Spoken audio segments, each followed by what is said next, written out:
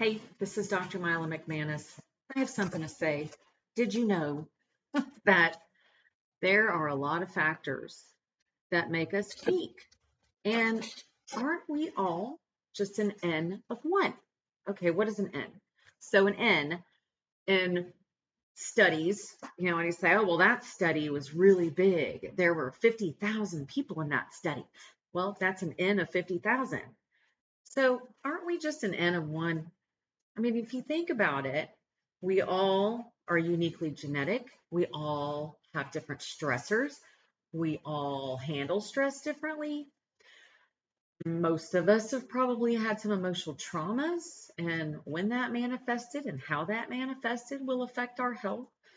How are you eating? How clean is your diet? Where do you live? What toxin exposures have you had, or do you have continually with personal care products like your shampoos and deodorants and makeup? What about mold exposures? And those would be biotoxins. Mycotoxins are the toxins that come from mold.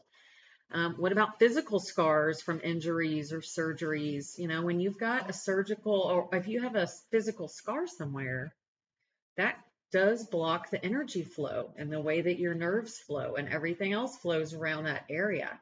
And so that can cause problems over time too. How much EMFs are you exposed to? Electromagnetic fields. Have you ever heard of Wi-Fi, which I'm using right now? I'm surrounded by Wi-Fi. It's toxic. Read about it. How physically active are you? There's at least one study, and not just an N of one, that suggests exercise is good for us. What else? How about your gut health? Whether or not you have obvious gastrointestinal symptoms, you may still have compromised gut health. What about your holobiome?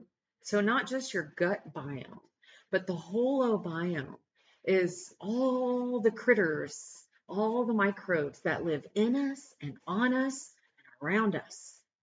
And most critters you might consider symbiotic, helpful to us, and we feed them and they feed us and so on. But of course, there are a lot of bad microbes too, and they can get the upper hand. And we're not all exposed exactly to the same bugs. We don't all take 50 million antibiotics and steroids and things like that. And unfortunately, there are many people out there who have to take antibiotics and steroids and things like that on a regular basis, or can't afford to eat a healthier diet, and that's going to affect your health sooner or later. So with all of these factors, I'm saying being an N of one is real. So what's to say that a treatment that didn't work for one person wouldn't work for you? So why wouldn't it be worth a trial for you as an N of one? Have a great day.